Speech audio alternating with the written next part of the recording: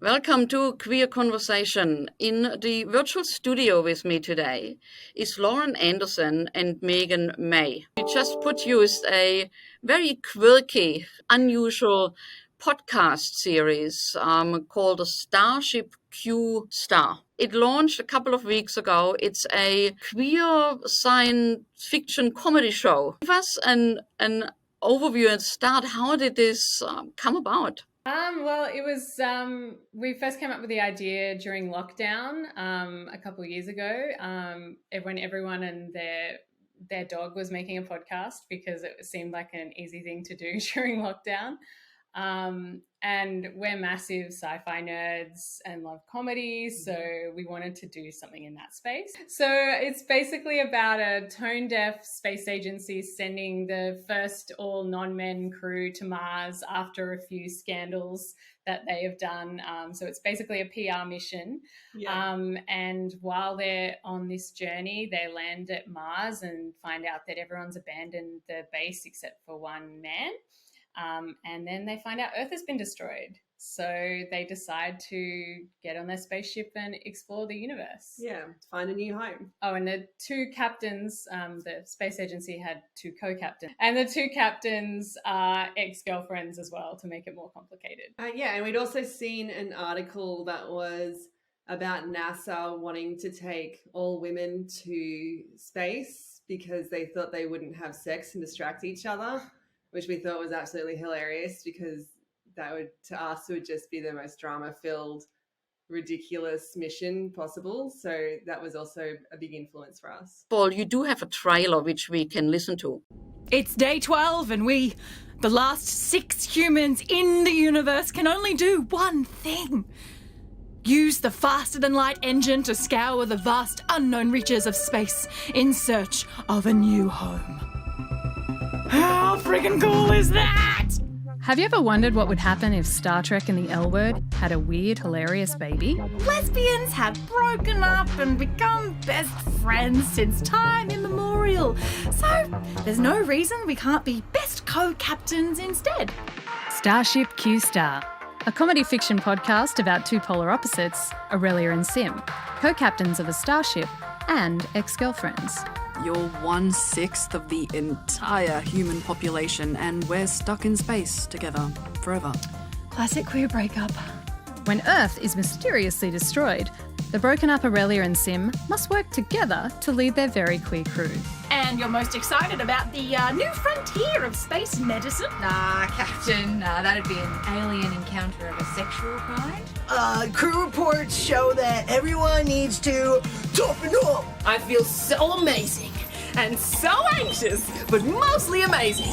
And joined by the last man in the universe, yay, we're all back together again. The Starship Q Star is on a journey across the galaxy in search of a new home. Do you think that's an eye or a butthole? Definitely a butthole. Maybe don't put your arm in. Oh, too late. It pollinated over me. What an honor. Staring into each other's eyes and naming nebulas is not foreplay. Well, thank you, Sim. Now I'm turned on. Dusty, mate, now would be a great time for some of that 100% best astronaut pilot bullshit. Let's go to war! Featuring some of Australia's best comedic and acting talent, Starship Q Star is launching soon where all good podcasts are found.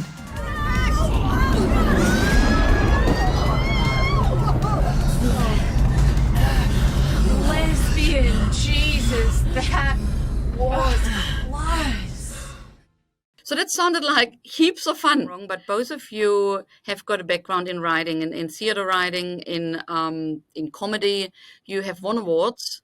How did you find the difference in writing for podcast? Yeah, well, why we did audio drama first, like we did that because we wanted to do something that was close to a TV sitcom in form, I suppose. So we wanted something that was serialized, multiple episodes, and we wanted also something that could go everywhere. So audio drama is a really accessible platform. It's free. We can make it free. So our show is free to listen to. and it can go all over the world. Also, we wanted to do something that we could control the tone, the content, and the style of. And so by doing it in audio drama, we had absolute say over what we were doing and how we were doing it, which was really, really, really fun. So we wanted them to be all queer. We wanted them to be really funny. We wanted them to be really stupid as well. Like, we really like silly comedy. And we didn't want the stories necessarily to be all about like coming out and those sort of typical storylines that maybe more mainstream broadcasters like. We wanted it to be about just people being together, and they're all queer, they're all very sexual still, and the problems they have come from themselves. And if they're not together, it's not because they're not out or anything like that. It's because they've done something stupid and they have to try and work it out between each other. If you listen to it, you really understand there is a really fantastic production quality behind it. Like, it's not an easy thing that you just sit in your lounge room and you're mucking around. Like, you know, the sound effects you're using, it cannot be easy. One of the things they teach you in screenwriting and theatre writing is, you know, you want to show things, not tell it in exposition or in that kind of thing. So learning to have to get information out through dialogue in a more expositionary way that doesn't sound clunky, and using just audio, it really was a huge learning curve for us. And we had to have read-throughs and you know, give it to people to see if it made sense to them before we sort of went into production, to make sure it made sense. And then it was about surrounding ourselves with some really talented people in the audio sphere. Our sound designer, Darius Kedros, who has worked in theatre, we worked a lot with him to sort of find the sound of it and make sure it sounded really good. Yeah, and he was really particular, I suppose. Like, he really wanted it to be a fully fleshed out world, which is what we wanted too. So he was also pushing. Like, we were just really lucky to find him because he wanted it to be as good as we did. So he went the extra mile and made sure that it sounded as full and as big as a real universe as we wanted it to be. So we felt very fortunate to be able to work with him. Yeah, and because we had so many great theatre actors and comedians, we wanted to record it all together. So we had like a studio, and we had one microphone, and we would sort of build the almost the sets in place, so they would stand where they would on the bridge, to make it sort of that more immersive kind of sound. And we could have that energy of those actors in the room feeding off each other. So it was really fun. Kind of like an old school radio play. Yeah, basically. Yeah. It's really important to have that energy, isn't it? Like, it would have been really hard to have to record by yourself at home if COVID lockdown. I mean, you're in Melbourne, is that right? So you had a lot of lockdowns, and that would have been tempting to do. But at that stage, throughout the lockdowns, you were actually just writing it. Yeah, I mean, we did consider recording it separately, and I think that was the initial plan. But by the time we spent a long time, we took our time developing the scripts and the story, because that was something we really wanted to nail.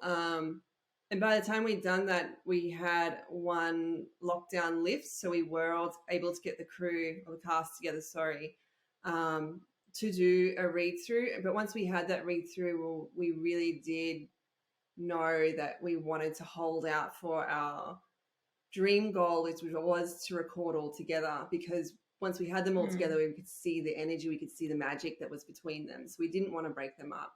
So we elected to wait through the next lockdown to record. So it dragged it out, but we feel that it's certainly worthwhile. And it was so much fun to record with everyone. So we're really glad to have done that.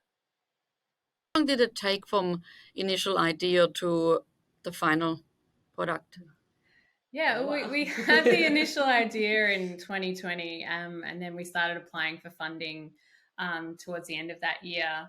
And then most of 2021 was taken up with writing the scripts. We had a few delays. Lauren works in TV and went away for 4 months in that time to sort of work on other shows.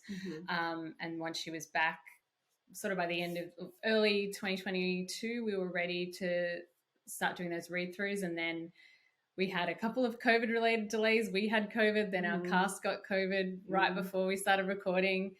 So that sort of pushed our dates out again, and we ended up recording in July 2022. And then from then,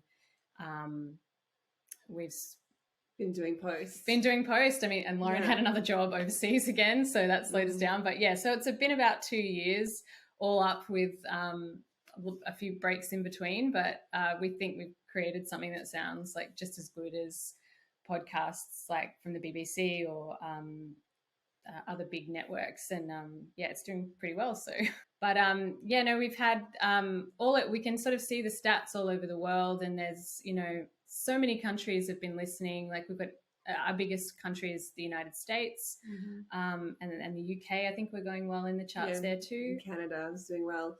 But we're also like seeing people listening in the UAE and Russia as well. So that's been really special to realize that we are reaching people in spaces that might not get access to much queer content. So and that's something I'd never really thought about. So it's been really, really great to have that as another outcome. And Meegan, you were the computer in the.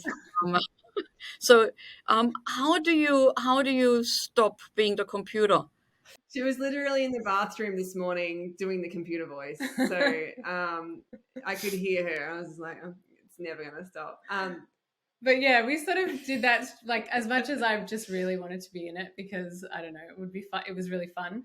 We also did that kind of like, just in case there were any plot holes or things that didn't make sense, I could do a little bit of the computer voice to explain exposition if we needed to. Luckily, we haven't really had to do that.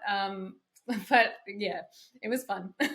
I would sort of emulate this kind of Siri voice, and then we'd put like a filter on it to make it sound like it's coming out of the shit. But it would some of that inflection is in the performance because we've heard those kind of AI voices so much. Yeah, it actually was like there was definitely more of a performance in it than maybe you would think. That like you would have to be careful about how much you're breathing because you don't want to hear a computer breathing, and you don't want to have too much emotion, but also our computer is a bit sassy and she can be a bit of a bitch sometimes, particularly toward like a particular character. They have a bit of like tension. So it was important to make, how like sometimes you get Siri on your phone or your phone AI, and they can be kind of like, are you having a go at they can feel a bit cheeky. So we really wanted that feeling about the computer. So we wanted, it was a balance to strike, but them being a neutral sort of element, but also they can be kind of sassy and a little bit of a bitch. So yeah.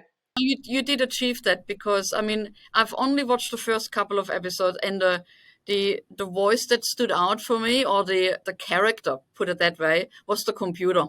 Oh, great. Yeah. Congratulations, babe. My first big acting gig.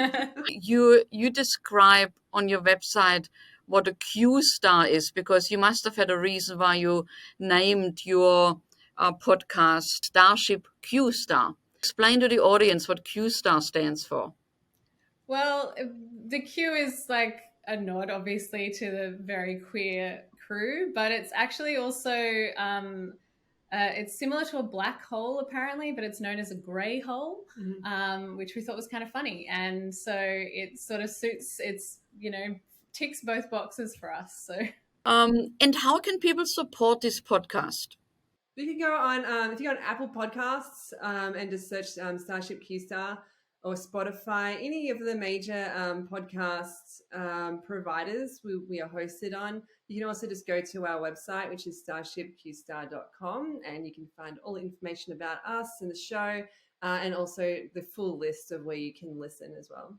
What are your top 3 or 2 podcasts that you're listening to at the moment? There's a lot out at the moment.